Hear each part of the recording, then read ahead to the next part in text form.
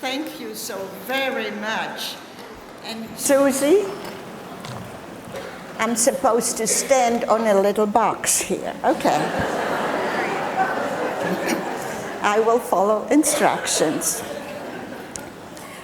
Susie, thank you so very much for all that you're doing as director of Holocaust education and for arranging this program today. Good evening. Can you hear me? I feel so tall standing here. Do I have to? Can I step down? No? Okay. I was 6 years old and looking forward to starting first grade when Germany invaded Poland. The Nazis first decreed that because I was Jewish, I was not allowed to attend school. A few years later, they decreed that I had no right to live. After the war, as many other Holocaust survivors, I did not talk about my childhood. Looking back over 70 years, I think that our wounds were too painful to touch. Also, at that time, our stories would have seemed too bizarre for anyone to believe, and no one asked. Most of us just wanted to live normal lives, go to work, raise families, and pursue various interests far removed from war.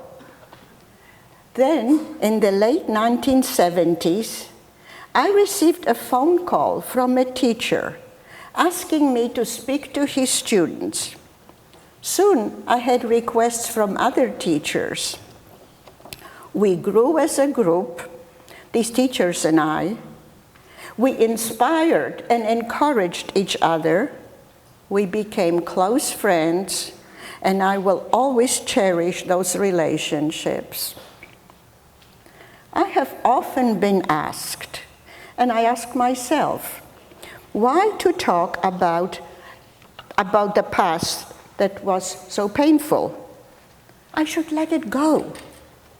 Then I remembered the smoke coming from the tall chimneys as we arrived in Auschwitz, and I feel a deep obligation as a witness to remember all the children.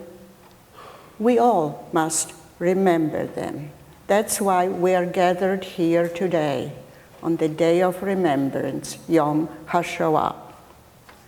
So where do I begin this story? The obvious place to start would be at the beginning, but I have decided to start at the end of the war, that is. It was May 1945.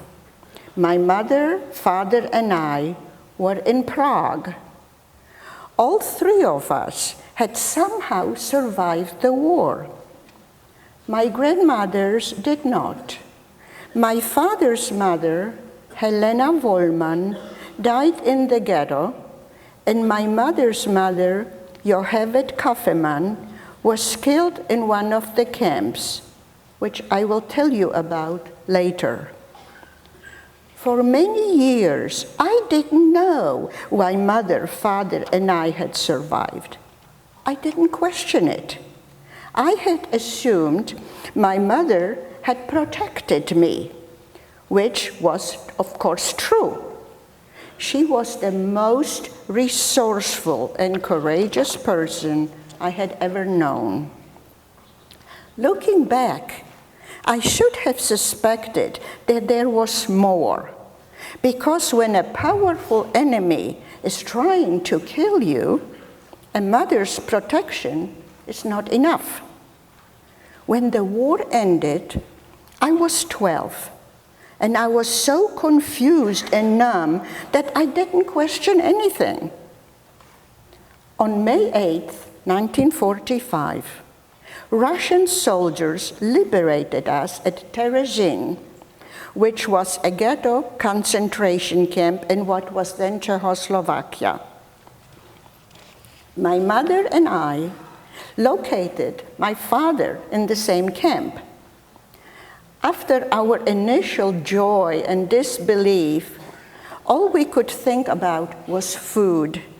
The Russians gave us rich snacks and we ate and ate. We became ill and immediately started eating again. Some people became so ill that they died. After a few days, word got out that typhus was spreading and the Russians were closing the gates of the camp.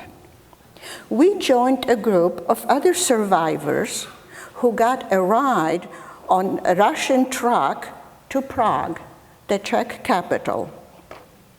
Arriving in Prague to us was like arriving in heaven. The Czech people welcomed us with open arms. Different hotels took in survivors, and we were given a room at the Hotel Europa, which is still there to this day. It was there that I had my first bath in 5 years. We were given clothes to replace the dirty rags we had been wearing for months. We slept in beds on clean sheets with pillows. We ate real food using knives, spoons, and forks, sitting at cloth-covered tables. In the camps, we sipped our watery soup from rusty metal bowls. We were not considered human. Animals don't eat with spoons. I started to wonder if all the abuse and constant fear of being separated from my mother could really be over. Really, were we free? Or was it only a happy dream? Then, one day, something unimaginable happened that changed our lives and terrified me all over again. Today is my first attempt to tell the story in public. Shortly after liberation, the survivors from various concentration camps in Eastern Europe started to gather at the Prague train station. It was total chaos. Groups of dazed survivors mingled, searching for relatives. We all wanted food. I remember lining up to get hard-boiled eggs, which we devoured. A few young survivors wanted more than food. They wanted revenge. One day, my mother, father, and I were returning to the Hotel Europa from our daily trip to the train station. When we got to the door of our room, 2 teenage boys appeared. One of them had red hair. They pushed us in and closed the door. I remember being scared. One of them, I think the redhead, grabbed my father by the throat and told him he remembered him from the Lodz ghetto and demanded to see the gold and diamonds he was hiding. Gold and diamonds?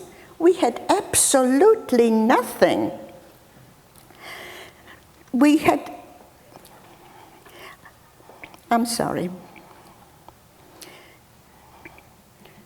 nothing except the clothes we were wearing. We had to leave most of our belongings behind when we were forced into the ghetto, and the rest was taken away from us in Auschwitz. The boy let go of my father and pointed to me. He said they would be back in 1 hour, and if father did not turn over the gold and jewels, they would take me away. There are no words to describe the panic and fear that shook my body. We were still traumatized after surviving over 4 years in the ghetto, 3 concentration camps, slave labor, and the death march. We had just come out of this hell where my greatest fear was of being separated from my mother. And now it had started all over again. But this time, I was specifically threatened. I was terrified. My mother, always the logical and practical thinker, tried to calm me down. She assured me that these guys were bluffing and knew we had nothing. If they really wanted to take you away, they would have done so already, she said. No reasoning helped. I begged my parents to leave. My father agreed, and the three of us left Hotel Europa. In the immediate aftermath of the war, there was no police or any kind of law enforcement to turn to.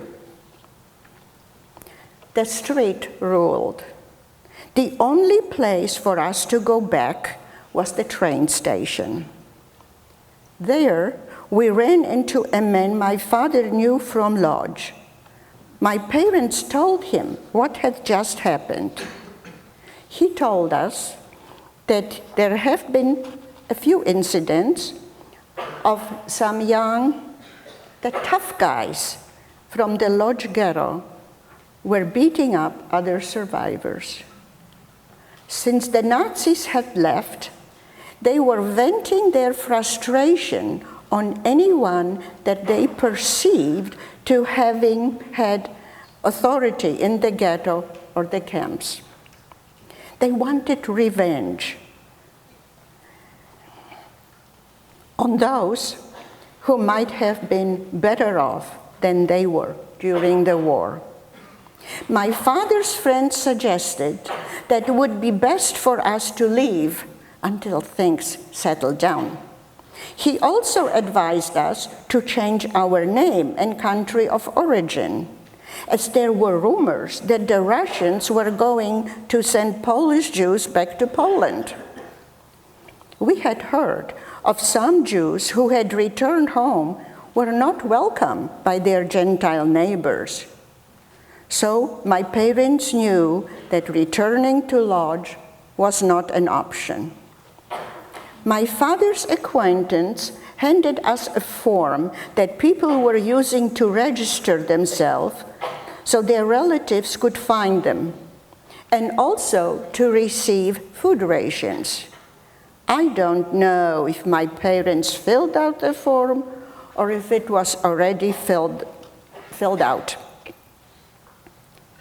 Since my father had an uncle in Switzerland, my parents decided this would be our goal, to get to Uncle Leon Goldman in Lausanne. Of course, we didn't have train tickets to Switzerland, and anyway, the trains were not running.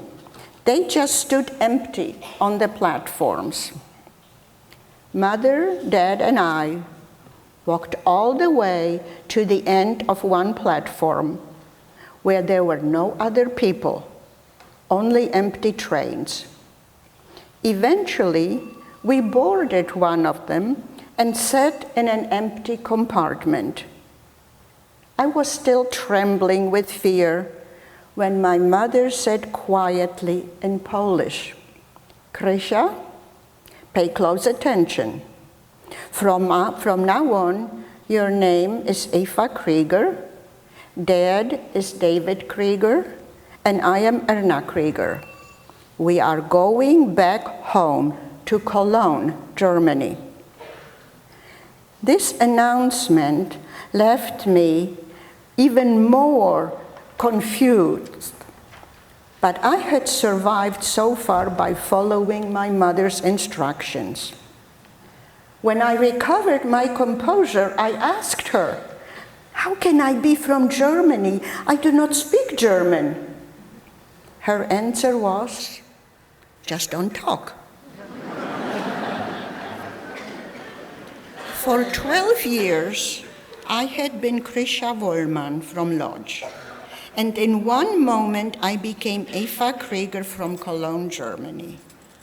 This moment, when my identity was changed, is imprinted very clearly on my mind. The feeling of pretending to be someone else filled me with new fear and shame, which never quite left me. We sat in silence. I leaned against my mother and dozed off. At some point during the night, the train started moving, which woke me. We didn't know the destination, and we didn't really care. I don't remember caring about anything. When the train stopped, it was daytime, and we found out that we were in Dresden, Germany, again. We had been in Dresden a few months earlier, working as slave laborers in a metal and munition factory that was relocated to Dresden from the Lodz ghetto. As you heard, there were many factories in the Lodz ghetto. Hans Bibov, the Nazi in charge of the ghetto administration, realized that Jewish forced labor was a potential gold mine. At first, he saw an opportunity to make profit from using Jews as slaves.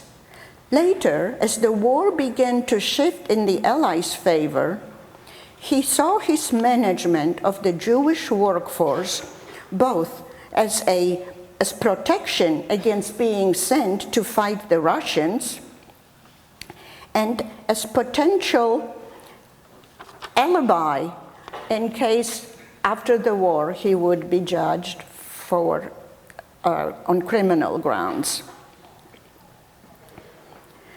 Chaim Rumkowski, head of the Jewish Council in the ghetto, understood, as Susie said, that working Jews were worth more to the Nazis alive than dead, and that slave labor in a factory was preferable to certain death in a concentration camp.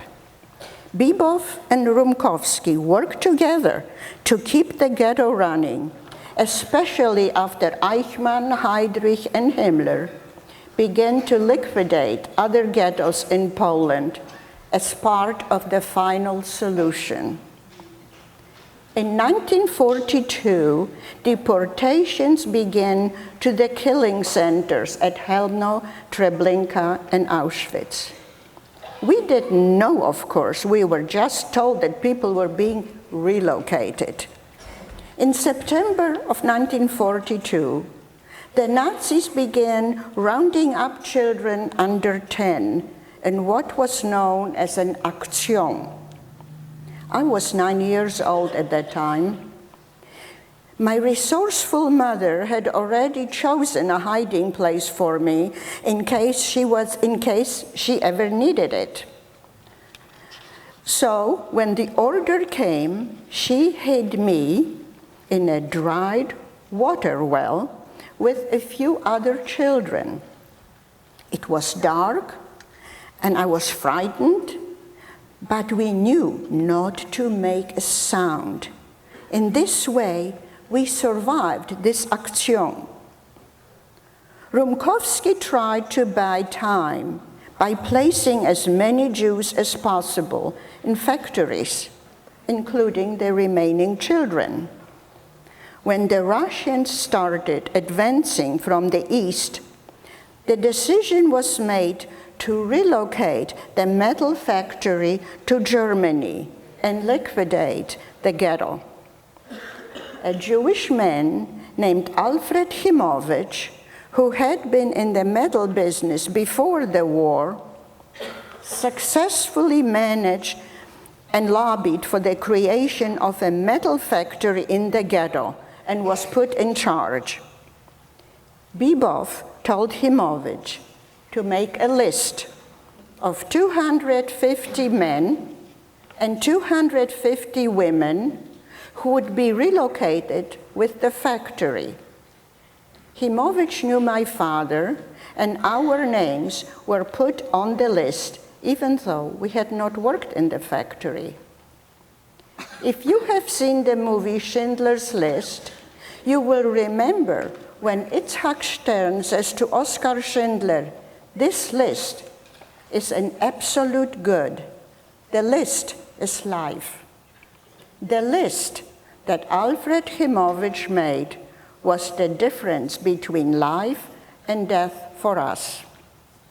You may also remember in Schindler's List that some of Schindler's Jewish workers, a group of women, ended up in Auschwitz by accident when his factory was relocated.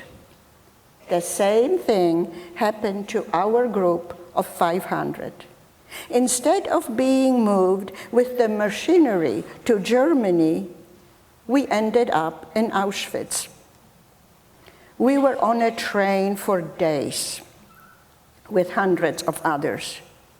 We were the last transport to leave before the Germans closed the Lodz ghetto for good. We were stuffed into cattle cars with no food or water. There was no place to sit, and only a bucket for a toilet which soon overflowed. This was August of 1944. It was hot, and the stench was terrible. Some people died on the train.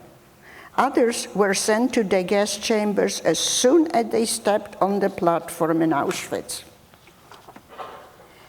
The SS did not seem to care that 500 of us were not supposed to be there. Alfred Himovich had a document that Bibov must have given him, but the SS did not care. Yelling loudly and waving the document, Himovich finally persuaded the SS to read it. But not before some in our group were taken away. I found out last year that the document was signed by Albert Speer, the Minister of Armaments and War Production for the Reich, an appointment that had been made by Hitler himself. Auschwitz-Birkenau in 1944 cannot be imagined. Right away, men and women were separated. From that moment, I did not see my father again until the end of the war. What little we had brought with us from the ghetto was taken away. Our possessions, our clothes, even our hair. I had long braids, and I was very upset when an SS woman cut them off and shaved my head. Then we had to take a shower. My mother was relieved when water came down from the pipes instead of poisonous gas. But I didn't understand this, as I had not heard the rumors. I was too upset about my hair. Mother reassured me that it would grow back. On my visit to Dresden in 2002, I found out that of all the transports that had arrived in Auschwitz, ours was the only one that was not subject to the selection process. The document signed by Speer had protected us from it, from being divided into those considered suitable for work and those sent straight to the gas chambers. We were in Auschwitz-Birkenau only for a few days before being loaded up again on the cattle cars. This time, we were sure that our destination would be the metal factory in Germany. We were convinced that things would be better. Instead, they got worse. From Auschwitz, we were sent to another concentration camp on the Baltic Sea called Stutthof. I remember that as the SS marched us to the barracks, we passed a beautiful villa where the commandant lived. As we marched on, we saw many people that looked to me worse than those we saw in Auschwitz. They all wore the same pajama-like uniforms which we had on ourselves. We were taken to this barrack, similar to the one in Birkenau. Mother, my grandmother, and I were assigned a bunk with some straw. Our days in Stutthof started before dawn with a roll call. It was known as Zählappell. We all had to line up outside in long rows to be counted. The people who died overnight had to be brought out and taken off the list to be sure that no one escaped. The Nazis were obsessed with numbers. They had to be perfect. After the Zählappell, we were given a rusty bowl into which our daily soup was poured by another prisoner. Knowing the person who was doing the ladling of the soup was of great importance. If taken from the top, meant it was only liquid. But if you knew the person, she would go deeper down into the kettle and bring up a piece of a potato or something. It is amazing that a small piece of potato can make such a difference. That piece of potato gave us hope that maybe, after all, we will make it through another day. Two horrendous events happened to me while in Stutthof. One morning, when Mother woke me for the roll call, I could not stand. My legs gave out under me. They were just like soft cotton. Mother immediately knew what to do. She always seemed to know how to react in any situation. One of the other prisoners in our barrack was Mother's good friend from before the war, Zosha Kagan, who was a physician. They both knew that they could not leave me in the barrack, as the Nazis would know someone was missing. They didn't want to draw attention to my illness either, because people who were sent to the prison infirmary never returned. So they each put an arm under my armpits and stood on either side of me in the center of the second or third row. I hung like that, looking as if I were standing while we were counted. No one knew about it, not even the other prisoners. Dr. Zosha knew that I had typhus, as one of the side effects was people became temporarily paralyzed. There was no medicine, and I don't remember much, but miraculously, I recovered, and eventually I regained the use of my legs. The second horrendous event that occurred in Stutthof happened one evening. The women in our barracks were sitting on the floor in between the rows of wooden bunks. We would often sit this way, and some of the women would talk about the food they used to cook before the war. When you are starving, all you can think about is food. And it seemed to comfort them to argue about who had the best recipe for a particular dish. Mother and I sat on one side, and my grandmother, Johevet Kaufmann, sat with some other women on the other side.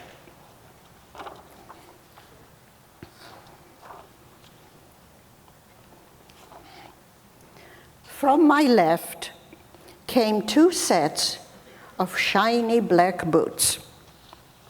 They belonged to 2 young SS officers. They made an announcement that they were looking for some women to mend their socks in exchange for an extra piece of bread.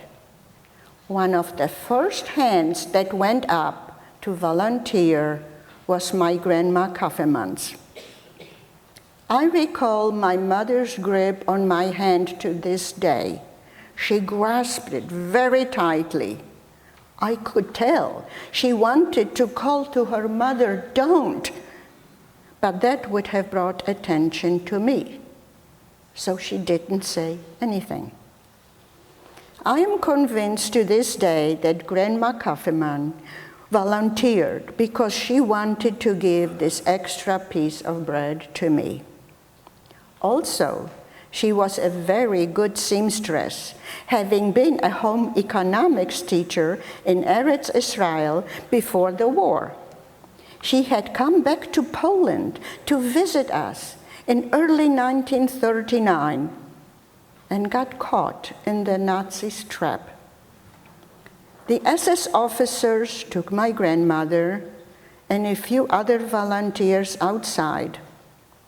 And a little while later, one of them came back in, laughing.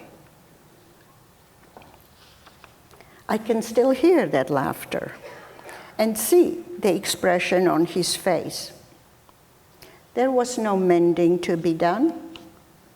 They had taken the women outside and shot them for their own entertainment.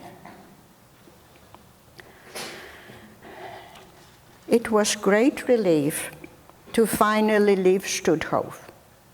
By November 1944, Bebov had managed to relocate the metalworking equipment to a former cigarette factory in Dresden, Germany. So this was where we went. Additional prisoners were added to our group of 500. To make up for those that had died of disease or starvation or been murdered, like my grandmother. Once again, we were transported in cattle cars like animals. We did not know if my father was on the same train, but we knew he made it to Stutthof, as my mother had caught a glimpse of him on my birthday a few weeks before, when he had tried to contact us through the fence that separated the men's and women's barracks. He wanted to give me a birthday present, but I never received it because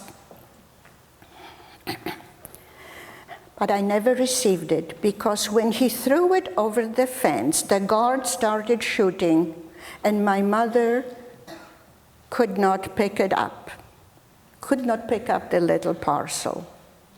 Later, I found out that it was a small wooden spoon carved by another prisoner. My father had paid him to carve it. The price was his ration of bread. Life in the metal factory in Dresden was much better than it had been in Stutthof. We worked 12-hour shifts in the basement of the factory and slept upstairs. The best part was that we did not have to stand outside in the cold for hours and be counted. My job was to sort bullets on a conveyor belt. I was always afraid I would do it wrong. Sometime after the long shift on the factory floor, we would come back upstairs and find a little piece of bread on our bunks. We didn't know where it had come from, but ate it gratefully. One day, a few of us were assigned to clean the SS men's bathroom upstairs after a guard had been shot there by some other SS soldiers. He had not been as harsh as the other guards, and we guessed it was he who had left the extra bread. For this kindness, he was murdered by his colleagues. From all accounts, Dresden was a beautiful city with Baroque architecture. And when we arrived in 1944, it seemed untouched by the war. This all changed on the night of February 13, 1945, when the Allies firebombed the city. My mother and I worked in the factory basement when the bombing started. It was very frightening. It was also exciting because we saw that our guards were afraid, and this gave us hope that the war might be coming to an end. The bombing lasted only half an hour or so, but the entire city went up in flames. There was fire everywhere. The large metal sheets on the factory floor were lifted up in the fire created from the in the wind created from the firestorm, and fell with a deafening sound. The building above us was on fire, but in all this chaos, the SS were still guarding us to make sure we did not escape. They marched us through the burning city to an open field where we stayed the rest of the night. The next day, we returned to the ruins of the factory where we stayed for a while. Some of us were sent to a place called Pirna, but I do not remember that. In April, we were again relocated. We did not know where we were going. We were just told to march. There were hundreds of us, all malnourished and wearing only our torn prison uniforms and wooden clogs. We had no socks, no underwear of any kind. It was bitterly cold, and we walked slowly through the little German towns along the banks of the river Elbe. People stopped and stared at us. In one town, a brave man slipped my mother a piece of bread. If he had been noticed, he would have been shot for doing this. At nightfall, I remember looking up at the lights behind the lace curtains in the houses and thinking that those people were living normal lives, sleeping in beds. We slept in open soccer stadiums, huddled together for warmth, removing lice from one another. We were closely guarded all the time. But despite this, 2 young women managed to escape.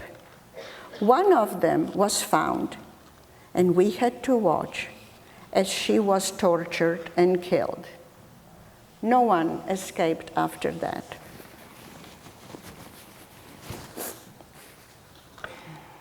We marched for weeks and weeks. That's how I felt. But I have since found out it was 11 days. At one point on the march, a nail from the wooden shoe became embedded in my foot. It was very painful. My mother asked the female guard if we could stop and remove the nail. The answer was 9, no. I limped along, crying from the pain, until we stopped for the night and Mother pulled out the nail. I still have the scar.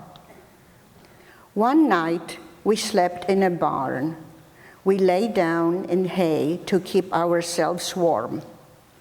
For entertainment, Some SS women came in the dark with pitchforks and stabbed the hay at random.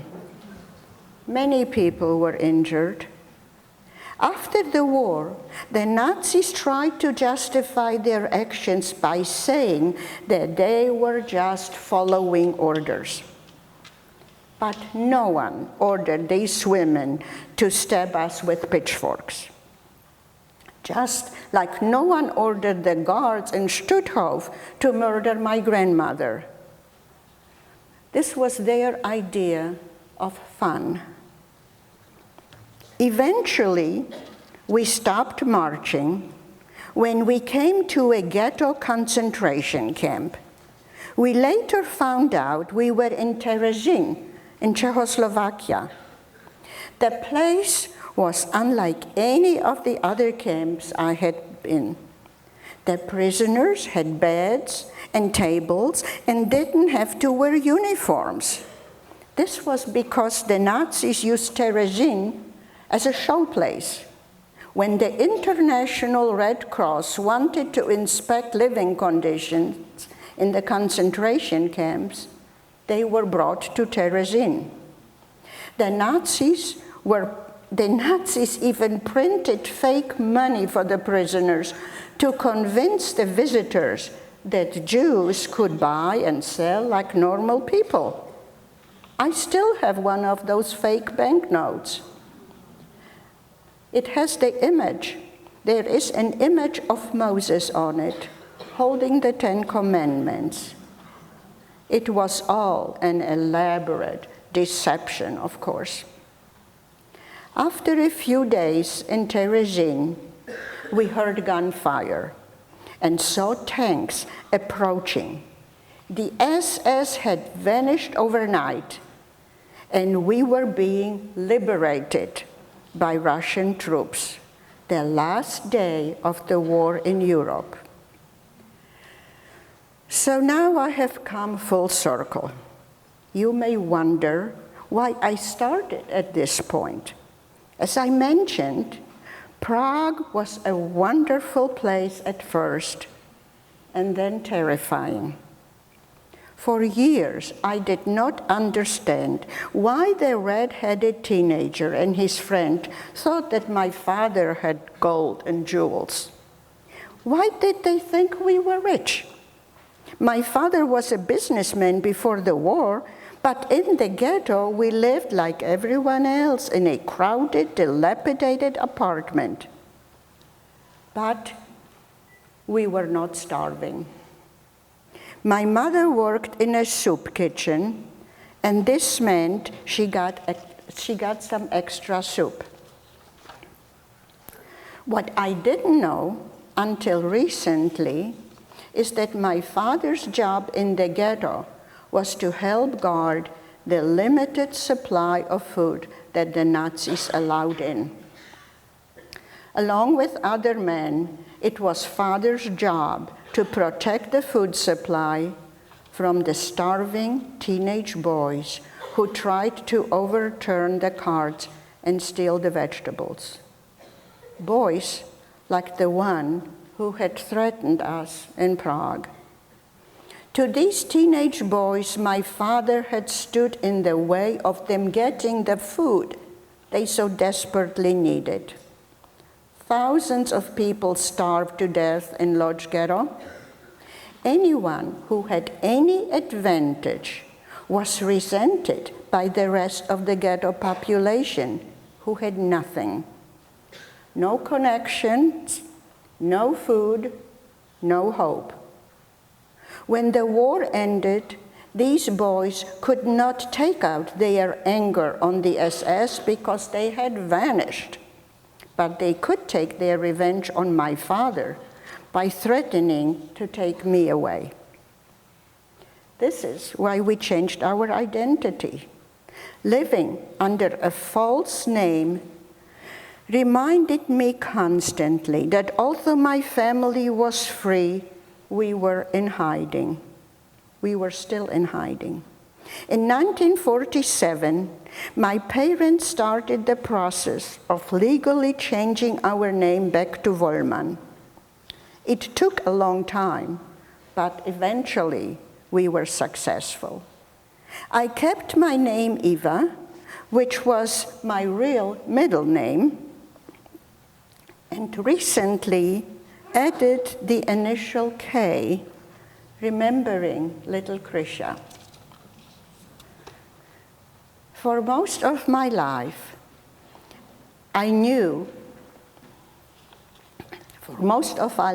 all I knew was that was what I remembered. I had no concept of time and could not have told you when any of these events occurred or how my family had survived.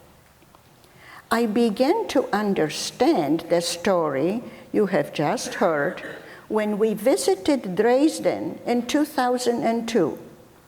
On this trip, I met with other survivors of our transport and received printed copies of documents that include my name and that of my parents. I continued my search when I traveled to Germany, Poland, and the Czech Republic with my son and 2 granddaughters in 2011. On this trip, I was able to obtain further documentation relating to our life in Lodz before the war. In the fall of 2013, I received a letter from Alfred Himovich's niece. She was searching for relatives who had survived the Lodz ghetto and found my name. Until we met, I did not know who had put my family on the list of the metal workers. The last piece of the puzzle came together in 2014 when I visited Yad Vashem in Israel. There, I met with a researcher who is an expert on Lodz ghetto.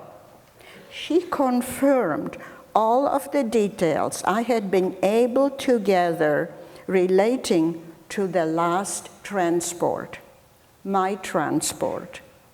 Some of you probably wondering how a Jewish child Holocaust survivor from Poland came to call herself an Okie.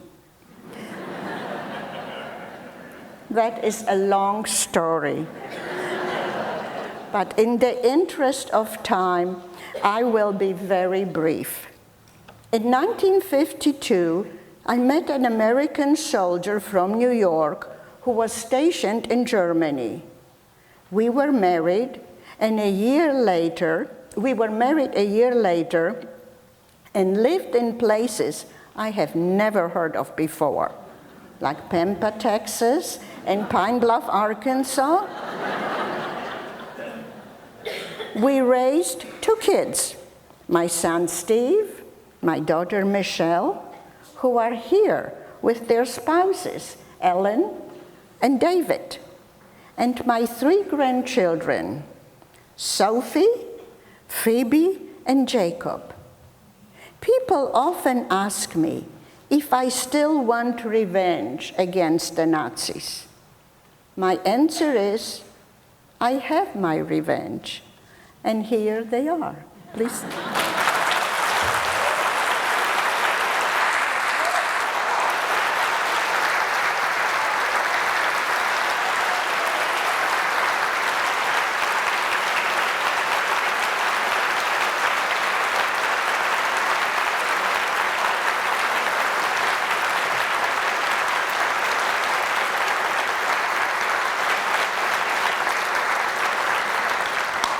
Thank you all so very much for being here. Thanks.